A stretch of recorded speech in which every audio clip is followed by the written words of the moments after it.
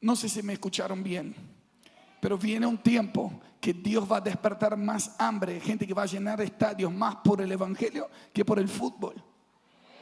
Más por el evangelio que por ver shows y conciertos de hombres.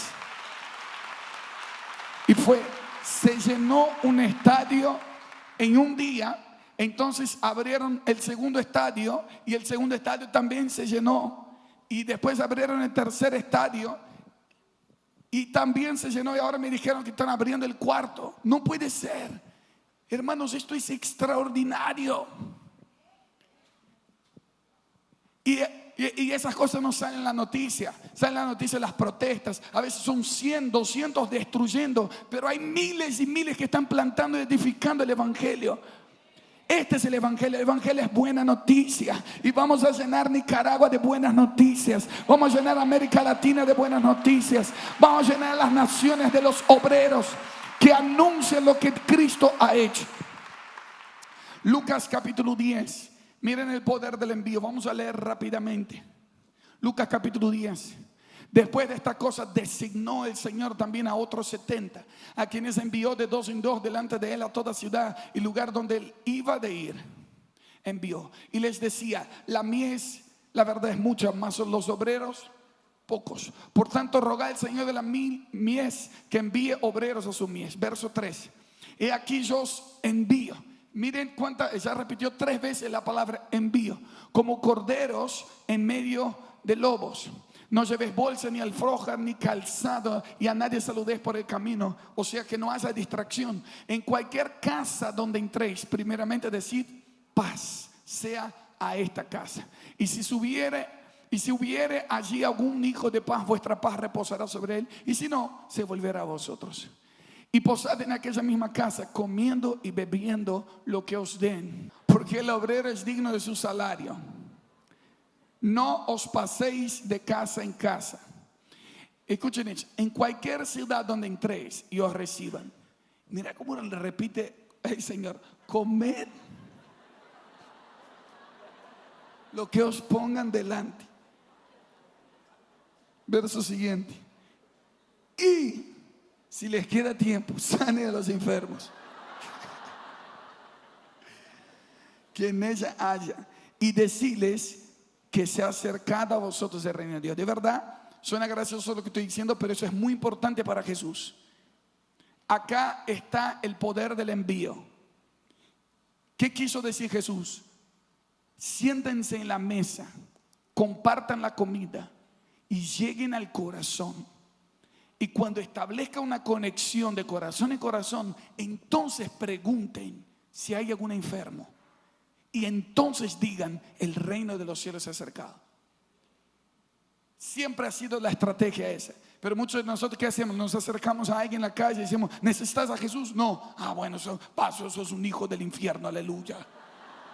Si no aceptas a Jesús, te vas a ir al infierno. Entonces la gente tiene miedo porque hemos presentado mal el evangelio. Queremos hablar de un Jesús antes de suplir sus necesidades, antes de llegar a su corazón. Sentemos en la mesa, comamos.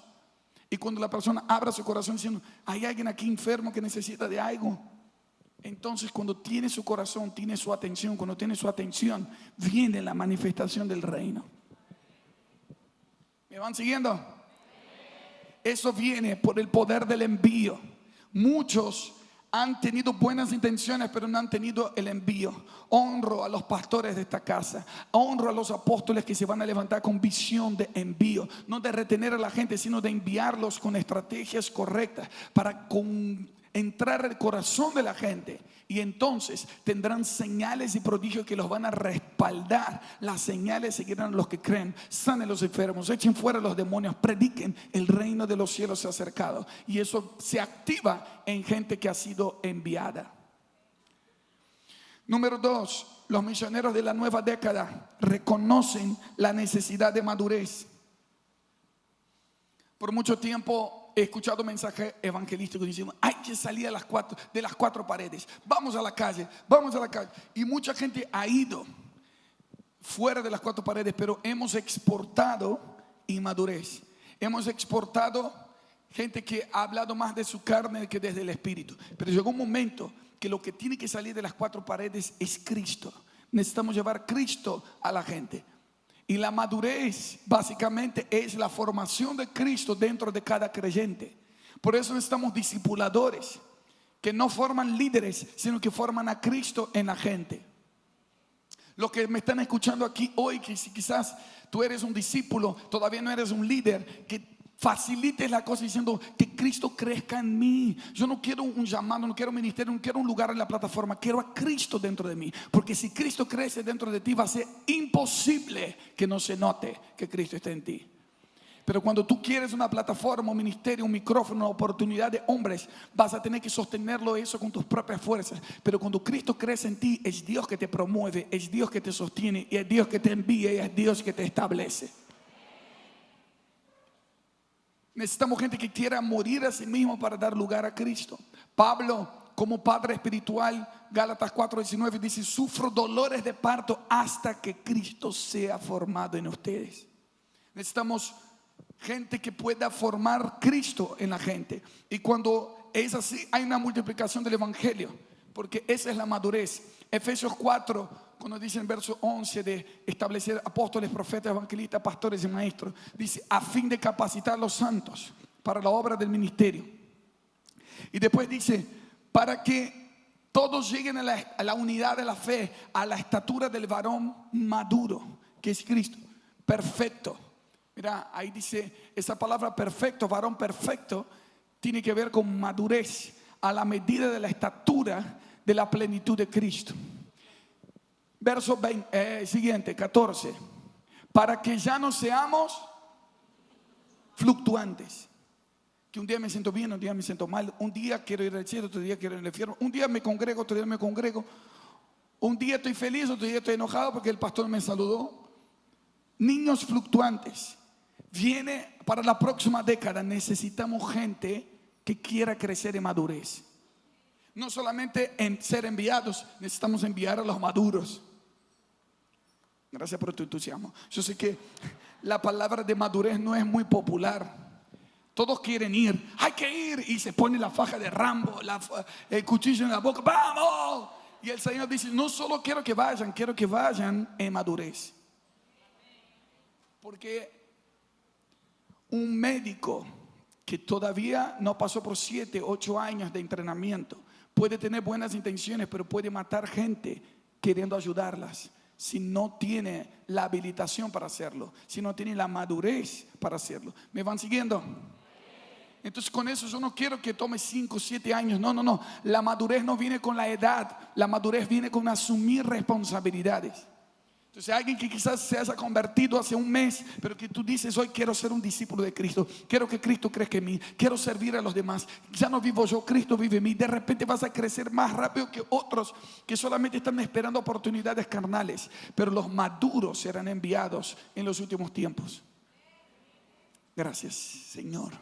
Marca, Señor, a cada uno con hambre de reconocer la necesidad de madurez.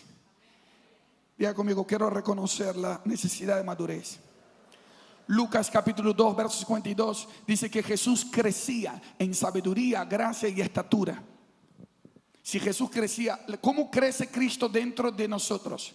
Cuando crecemos en sabiduría, en gracia y en estatura. Sabiduría es más conocimiento. Y solamente puedo crecer en sabiduría cuando reconozco que necesito. Y eso habla de un corazón enseñable. Diga conmigo: corazón enseñable. Para crecer en gracia es multiplicar los talentos que Dios me ha dado. Dios te ha dado una gracia, como Él dio un talento a uno, 2 a otro, 5 a otro.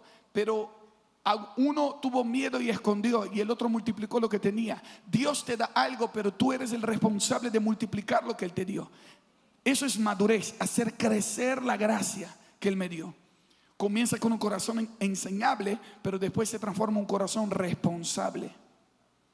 Eso es madurez. Y número 3, dice que Jesús crecía en estatura. Y es la misma palabra que se usa acá también. Que la estatura, escuchen eso, tiene que ver con madurez. Goliat tenía altura, pero David tenía más estatura. Tú vienes a mí con espada y lanza, pero yo voy contra ti en el nombre del Señor de los ejércitos. Era un peticito, ¿se dice petizo aquí? Chaparrito, chiquitito, enano.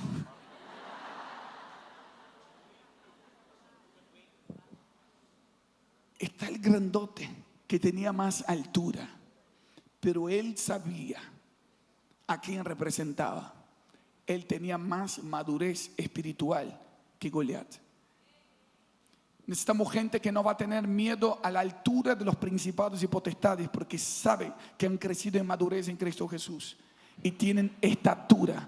Tú vienes a mí con una espada y con lanza y vamos a derribar gigantes de la perversión sexual, gigantes de la pobreza, gigantes de la miseria, gigantes que atormentaron tu familia por generaciones, porque creciste en estatura espiritual.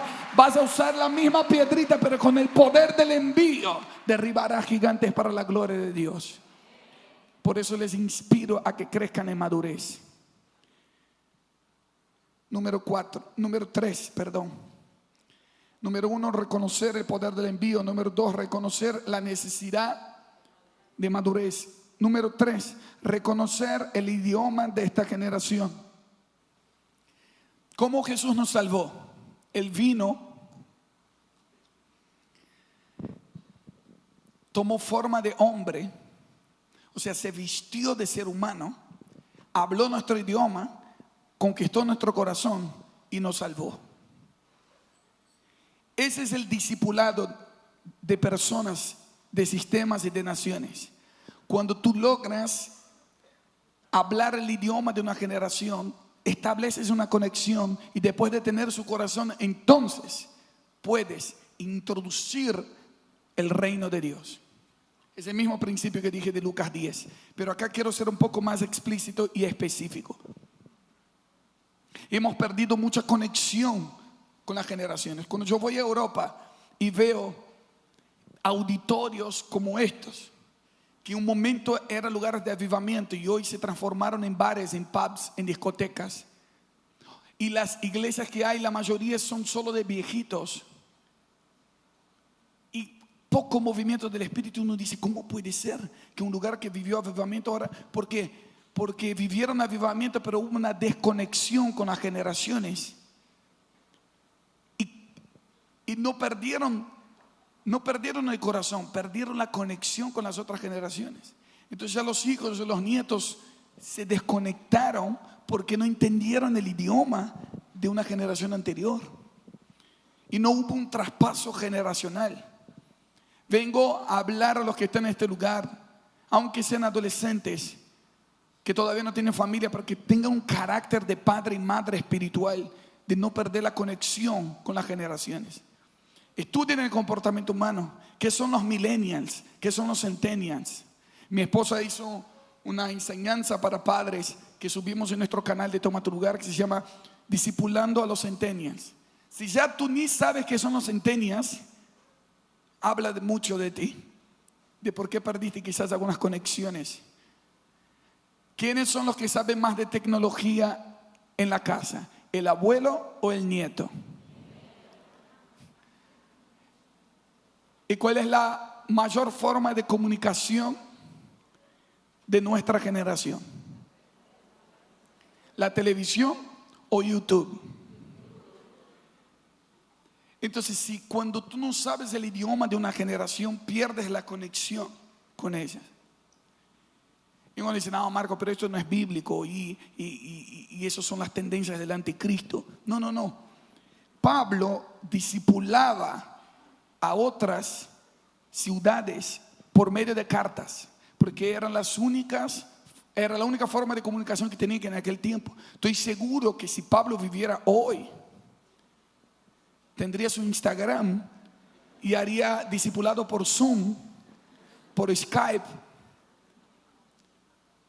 y haría una selfie. Aquí estamos en Éfeso, predicando el evangelio.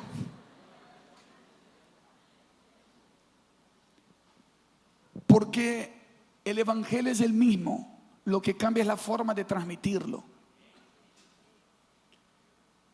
Necesitamos predicar el evangelio correcto de una forma que esta generación entienda. No estoy hablando de diluir el evangelio. El evangelio completo tiene por lo menos 3 capítulos o 3 énfasis. Número 1, el evangelio de la gracia. Eso aparece en Hechos 20:24, que es el que más me está enamorando en este tiempo. El evangelio de la gracia habla de cómo Dios salvó con gracia. Él se hizo carne. El perfecto vino a buscarnos. Yo no soy perfecto, pero Jesús sí es perfecto y Él tomó mi lugar. Así que esta es la mejor noticia que puedo darles. Evangelio significa buena noticia. No es buena sugerencia ni opinión. No es un buen consejo. Es una noticia. Solo se da una noticia de algo que ya está hecho. Se da noticias de hechos y acontecimientos. Y el hecho es que Jesús es Dios que se hizo carne y vino a la tierra y murió por nuestros pecados y resucitó venciendo la muerte para siempre y nos ha posicionado con Dios Padre y derramó su espíritu sobre nosotros, porque Él no solamente nos perdonó, sino que restableció la conexión y quiso estar en nosotros. Esto se llama, lo que os dije en un minuto, es el evangelio de la gracia. Y deberías llorar cada vez que se te anuncia y te recuerdas que es la gracia de Dios. Debería arder tu corazón de cómo estamos aquí por gracia. Eso es cómo Dios nos salvó. Pero también el evangelio es el evangelio del reino. Eso aparece en Lucas 4:43.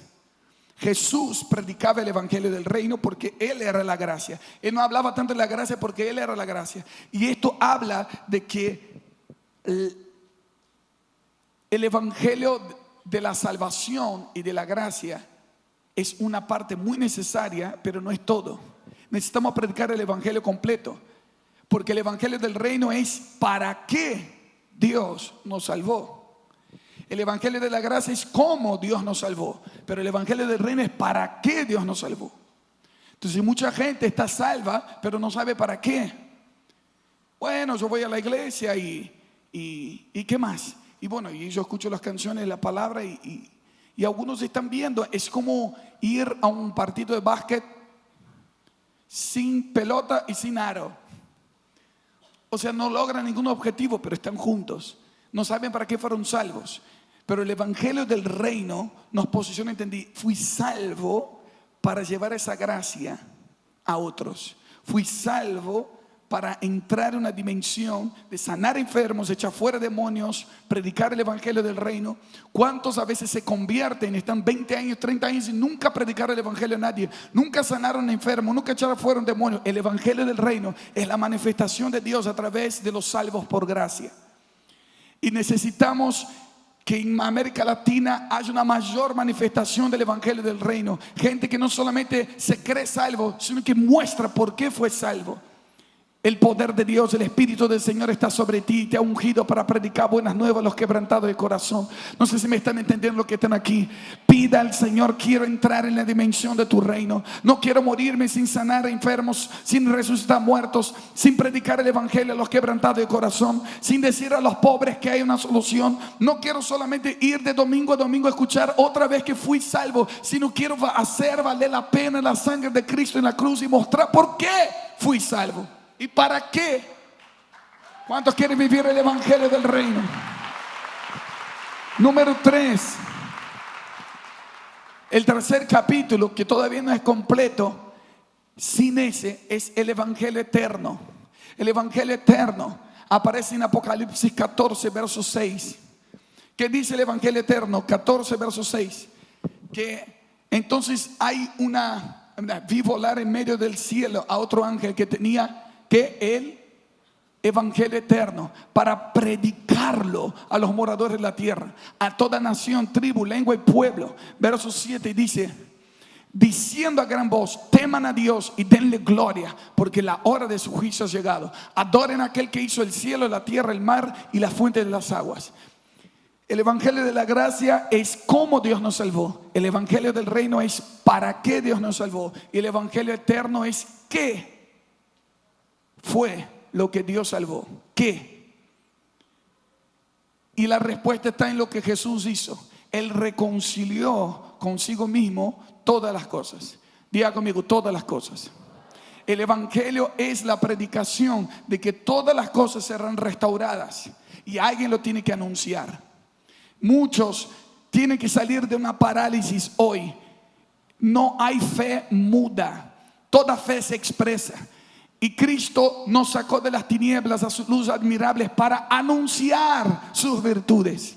La iglesia está para proclamar a principados y potestades la multiforme sabiduría de Dios. La palabra anunciar, proclamar, dar a conocer son sinónimos de predicación. Fuimos ungidos para predicar, para anunciar. Oro para que cada creyente en Nicaragua sepa predicar el evangelio completo. No una partecita, el evangelio completo. ¿Cómo Dios nos salvó? ¿Para qué Dios nos salvó? ¿Y qué fue lo que Dios salvó? Entonces basta de enriquecer al diablo. Dice, bueno, la política es del diablo. Y el diablo dice, ¿en serio? No sabía. La economía es del diablo. Internet es del diablo. YouTube es del diablo. Entonces el diablo dijo, bueno, nada era mío, pero ellos me dieron y bueno. No. Acá hay una gente que va a predicar el evangelio completo y sin todas las cosas serán restauradas por el poder del evangelio. De Él, por Él y para Él son todas las cosas.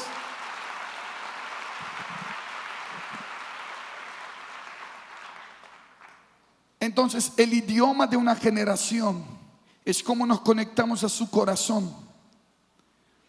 Ustedes sabían que 92%, vi una estadística ahora esta semana, 92% de los jóvenes en Estados Unidos que entran a una universidad, 92% de jóvenes cristianos que entran a una universidad, en los primeros 6 meses pierden su fe. O sea, de 18 años de vida, en 6 meses pierden su fe. Se nota que no tenía un fundamento en su fe. Y creemos que la universidad es del diablo. El problema no era la universidad, el problema es que no tenía fundamento. Por eso necesitamos, acá es mi primer llamado de esta tarde, familias saludables como movimientos misioneros.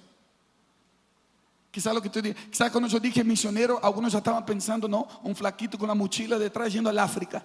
Eso, gloria al Señor, y que sigan habiendo misioneros en África. Pero África es el continente más evangelizado del mundo. Pero muchos han predicado solo una parte. Pero viene una nueva generación de misioneros que va a predicar el evangelio completo, que produce transformación en una persona, que lleva a su propósito y que genera transformación social. Porque entendieron el evangelio eterno, que Él transforma todas las cosas y no solamente personas. Entonces, no solamente, escuchen, viene una dimensión apostólica profética sobre los enviados, que no solamente van a ayudar a un pobre, sino que van a desarmar la estructura de pobreza con diseños del cielo. Eso lo estoy hablando del evangelio completo. ¿Me van siguiendo? Aleluya. Y la cultura comienza en la casa. Y acá viene mi primer llamado de esta tarde. Que Dios despierte padres y madres que sepan educar a sus hijos con la cultura del reino. Y que no transfieras tu responsabilidad a algo que Dios te asignó que lo hagas. Muchos de nuestros niños, escuchen eso, si no son educados por el reino, por los principios del reino en nuestra casa, serán adoctrinados por la ideología de género en sus colegios. Si no lo educamos nosotros, serán adoctrinados por internet. Y ahí después decimos que internet es del diablo, pero fuimos nosotros que no lo educamos correctamente. Por eso quiero activar a misioneros, madres, escuchen eso, madres que están en este lugar, que muchas veces luchaste con sentirte inútil, porque ¿qué hago? Solamente estoy cuidando de estos niños cuando podría ser una aspiración profesional. Pero quiero que hoy lo tomes como un llamado del Señor. Esta es mi misión. Voy a preparar a estos profetas para ir a lugares donde yo no voy a poder ir. Porque nadie sabe quién fue la mamá de Daniel, pero estoy seguro que ella era una misionera ungida que preparó a ese niño que con 13 años derribó toda la cultura de Babilonia. Porque él podía estar en Babilonia, pero Babilonia no entró en él, porque tuvo una madre que le enseñó los principios del reino de Dios. No importa Nabucodonosor, Faraón o quien sea, si tenemos padres que educan a sus hijos con los principios del reino, ningún sistema podrá quedar en pie ante un hijo bien entrenado.